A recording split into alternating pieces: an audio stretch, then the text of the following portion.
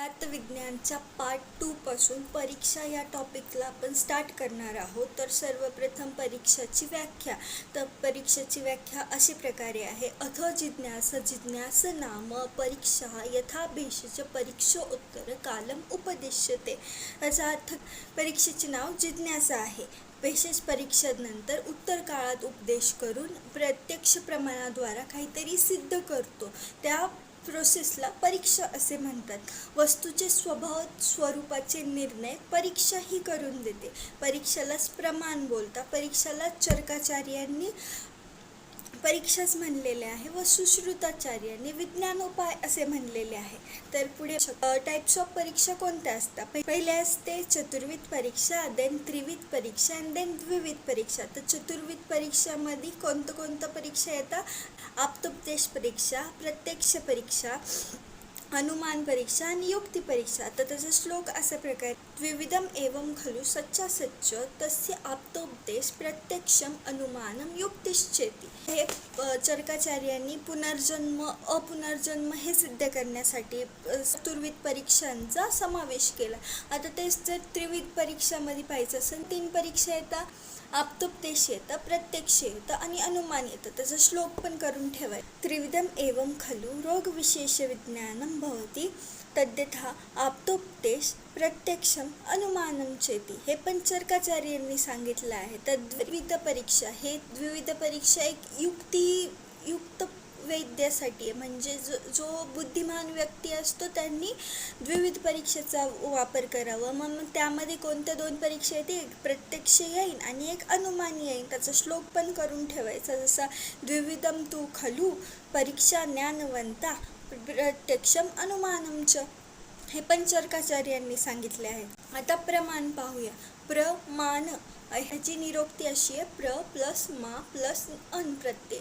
आता प्र हा उपसर्ग आहे आणि अन ल्यूट प्रत्यय लावून प्रमाण हा शब्द बन. ज्ञानाला प्रयुक्त करणाऱ्या साधनाला प्रमाण बोलतात. हा श्लोक करून ठेवायचा. प्रमीयते अनेन इति प्रमाणम.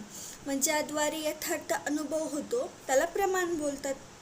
ज्याद्वारे म्हणजे ज्या साधनेद्वारे यथार्थ अनुभव होतो त्याला प्रमाण बोलतात. उपलब्धी साधनम ज्ञानम परीक्षा प्रमाणम हे त्याचे पर्याय आहे. आता त्याची व्याख्या करून ठेवायची. एक आहे सम्यक ज्ञानम प्रमाणम, ही न्यायदीपिकाने दिली आहे. आणि अर्थ उपलब्धी हेतू प्रमाणम ही न्यायवर्तिकाने दिलेली आहे. आता अर्थाचा किंवा विषयाचा प्राप्तीच्या कारणाला प्रमाण असं म्हणतात. विषयाचा सम्यक योग करून देणाऱ्या साधनाला प्रमाण असं बोलतात. म्हणजे आपल्याला जे ज्ञान मिळते ते कशा मार्फत मिळतं ह्याला आपण प्रमाण असे म्हणू शकतो. प्रमाणकरणम प्रमाणम तर्कभाषा हा श्लोक करायचा व यथार्थ अनुभव प्रमा तत साधनम च प्रमाणम हा एक श्लोक करून ठेवायचा. आता यथार्थ अनुभवला प्रमा बोलतात. म्हणजे जे आपल्याला ज्ञान होतं ज्या गोष्टीचं, जे एकदम परफेक्ट नॉलेज भेटतं त्याला प्रमा बोलतात.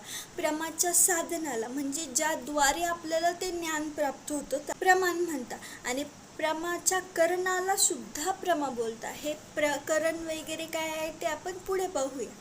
आता ज्ञानाचे स्वरूप पाहूया. आता प्रमा म्हणजे यथार्थ ज्ञान, मागेही सांगितले आहे. प्रमाण म्हणजे ज्याद्वारे ते ज्ञान मिळवले आहे ते ज्ञान, ते प्रमाण झालं. आणि प्रमेय म्हणजे ज्ञानाचा विषय काय आहे त्याला प्रमेय बोलतात. प्रमाता काय? ज्ञान ग्रहण करता. म्हणजे ज्ञान ग्रहण करता. आता मी शिकवते आणि तुम्ही ऐकताय, मग तुम्ही कोण झाले? प्रमाता झाले. प्रमिती काय झालं? प्रमाणाने होणारे ज्ञान. म्हणजेच प्रमा आणि प्रमिती ऑलमोस्ट सिमिलर आहे. आता आपण एक्झाम्पल पाहूया. मग जर फॅनवरती चालू असेल तर तो प्रमेय झाला. फॅन आपल्याला कशाचं ज्ञान करून देतो? तो शीत अनुभव देतो आणि तो मग शीत अनुभव करून देणं म्हणजे प्रमा झालं. आणि तेच प्रमिती देखील झालं. आणि ते सपोज प्रमा जे आहे ते शीत अनुभव करून देणे. प्रमेय ज्ञानाचा विषय काय? फॅन म्हणजे काय झालं? प्रमेय झालं.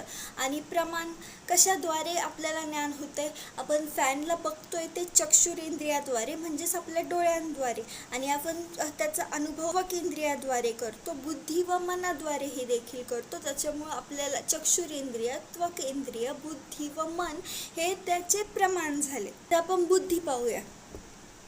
आता बुद्धीची व्याख्या सर्वप्रथम सर्व व्यवहार हेतू गुणम बुद्धी ज्ञानम ही त्याची परिभाषा आहे. तर्कसंग्रहांनी दिलेली सर्व प्रकारच्या व्यवहारात जो गुण असतो त्याला बुद्धी म्हणतात. तर बुद्धीचे पर्याय काय काय? बुद्धी, उपलब्धी, ज्ञान. त्याचा श्लोक आला तर करून ठेवा, नाही आला तर काही हरकत नाही. बुद्धी उपलब्धी ज्ञानम इत्यर्थम. इतका सोपा श्लोक आहे हा. स्वरूप पाहूया. आता आयुर्वेदामध्ये बुद्धीचं स्वरूप कसं आहे? पहिल्यांदा आत्मा, मग मन, मग इंद्रिय, मग त्यांचे विषय, ह्या सगळ्यांचा सन्निकर्ष जेव्हा होतो, सन्निकर्ष म्हणजे संयोग जेव्हा होतो तेव्हा आपल्याला ज्ञानप्राप्ती होते. ज्ञान प्रक्रिया पण कशी आहे? ज्ञानाची जी अनुभूती होती ते पहिली बुद्धीमध्ये होते. बुद्धीचं अस्तित्व मनामध्ये जाणवते, मनामध्ये कल्पना निर्माण होता, त्यालाच विचार बोलता, मग विचारांचे ज्ञानामध्ये रूपांतर होते. आता बुद्धीचे प्रकार कोणते? एक स्मृती आणि एक अनुभव. आता आपण स्मृती पाहूया. अनुभवजन्य ज्ञानम स्मृती. इतका साधा सिंपल श्लोक आहे हा. आपण एक करून ठेवायचा. दृष्ट, श्रुत, अनुभव घेतलेल्या ज्ञानाच्या विषयांना आपण स्मृती असं म्हणतो. म्हणजे आपण काहीतरी अनुभव केलं आणि आता आपल्याला ते आठवते, म्हणजे आपल्या स्मरणामध्ये आठवते, त्या स्मृती म्हणतात. अनुभवजन्य ज्ञानाला स्मृती म्हणतात. मग अनुभव ज्ञातविषय ज्ञानम स्मृती म्हणजे आपल्याला जे माहिती आहे ते अनुभवजन्य ज्ञान स्मृती झालं. त्या व्यतिरिक्त नॉलेज आपल्याला मिळते किंवा ज्ञान आपल्याला जे मिळत आहे त्याला अनुभव बोलतात. तद्भिन्न ज्ञानम अनुभव हा त्याचा श्लोक आहे. म्हणजे त्या व्यतिरिक्त, स्मृती व्यतिरिक्त जे ज्ञान आपल्याला मिळत आहे त्याला अनुभव बोलतात. आता अनुभवाचे दोन प्रकार कुठले? एक प्रमा झालं आणि एक अप्रमा झालं. यथार्थ अनुभव प्रमा आणि अयथार्थ अनुभव अप्रमा.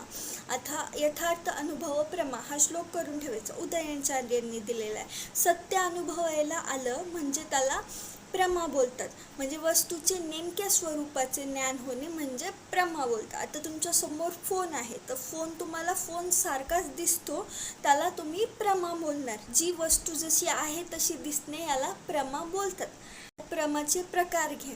यथार्थ अनुभव चतुर्विध. प्रत्यक्ष, अनुमिती, उपमिती आणि शब्दभेदात. तर्कसंग्रहांनी दिलेले हे चार खूप इम्पॉर्टंट आहे. प्रत्यक्ष, अनुमिती, उपमिती आणि शब्दभेदात. शब्दभेदात म्हणजेच आप्तोपदेश पण येतं. आता अप्रमा काय? अयथार्थ अनुभव अप्रमा म्हणजे हे अप्रमाच्या ऑपोजिट आले. म्हणजेच आता तिथे यथार्थ होत होतं, इथं अयथार्थ होईल. म्हणजे सत्य ज्ञान होणार नाही, असत्य ज्ञान होईल किंवा मिथ्या ज्ञान होईल. असं काहीतरी ज्ञान झाल्यावर त्याला अप्रमा असं म्हणतात. माझे तीन भेद येतात. त्याच्यामध्ये पहिला संशय, दुसरा विपर्यय आणि तिसरा तर्क आहे. आता प्रथमतः आपण संशय पाहूया. संशयामध्ये जिज्ञासाजनक ज्ञानम संशय हे तर्क भाषाने दिलेलं आहे. संशय काय?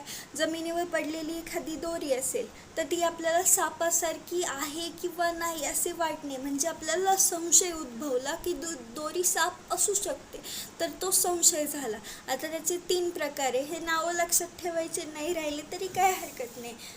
एखाद वेळेस MCQला विचारू शकता. समान धर्मदर्शजन्य, विप्रतिपत्तीजन्य आणि तिसरं आहे असाधारण धर्मजन्य. आता विपर्यय पाहू. विपर्यय मिथ्याज्ञानम विपर्यय. जे आहे त्याचं मिथ्या ज्ञान होणे ह्याला विपर्यय म्हणतात.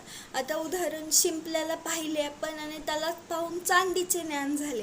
तर वाळवंटात पाणी नसताना सुद्धा पाण्याचा भास होणे हे सुद्धा यालाच मिराग असं बोलतात. ह्यालाच विपर्यय, असा विपर्ययला भ्रांती सुद्धा बोलतात.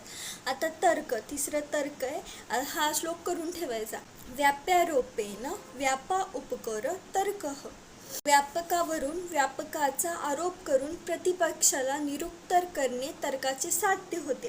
आता जर धूम आहे पण वन्नी नाही, तर वन्नी वाचून धूम उत्पन्न होतो असे मानावे लागेल. ह्याला तर्क बोलतात. तर्काचे 5 प्रकार आहे. त्याच्यामध्ये पहिला आहे व्याघात, आत्माश्रय, अन्याश्रय, चक्रक आणि अनवस्था. आता पाहूया पहिला प्रकार व्याघात. व्याघात काय? केलेल्या विधानाने ते विधान असिद्ध होते. म्हणजे आता म्हणजे आपण काहीतरी बोलतोय आणि ते बोलूनच ते व्याघात स्पष्ट होते. जसं मी बोलते की मी मुकी आहे, मग मी असं बोलून सिद्ध करते की माझं विधान असत्य आहे, ह्याला व्याघात म्हणतात. तसंच आत्माश्रय, लक्ष न सांगता आणि त्याचा आधार नाही घेते. जसं ब्राह्मणाचा मुलगा ब्राह्मण असं म्हणता येईल, पण ब्राह्मणाचा मुलगा ब्राह्मण ह्या ज्या वाक्यामध्ये ब्राह्मण हा वर्ड आहे, ब्राह्मण वर्डचा जो मिनिंग आहे तो स्पष्ट नाही होत. फक्त कळतं की ब्राह्मणाचा मुलगा ब्राह्मण म्हणजेच असत्य ज्ञानाचं होतं, म्हणून ह्याला आत्माश्रय असं म्हणतात. आणि त्याच्यानंतर अन्य आश्रय. आता अन्य आश्रय म्हणजे आता सपोज मी झोपलेली आहे, मला उठ तुम्ही म्हणशाल उठ आणि मी उठेल, असं नाही होऊ शकत. कारण उठ म्हणण्यासाठी माझे श्रोत्र इंद्रिय जागृत पाहिजे त्यासाठी, तर मी ऐकेल आणि तर मी उठेल. म्हणजे एक बॅरियर आलं का माझं बुद्धी मन सन्निकर्ष नाही आहे, त्या गोष्टींचं सन्निकर्ष नाही आहे, म्हणून मला ते ज्ञान होऊ शकत नाही. ह्याला अन्य आश्रय म्हणतात. आणि चक्रक, परंपरायुक्त जे अन्य आश्रय आहे त्याला चक्रक बोलतात. आणि लास्ट वन आहे अनवस्था, कल्पना स्थैर्य असणे, आधाराला आधाराने अनवस्था येते, ह्यालाच बोलतात. आता सेकंड पार्ट आपण नेक्स्ट व्हिडिओमध्ये बघू. If you like my video please like, share and subscribe. Thank you.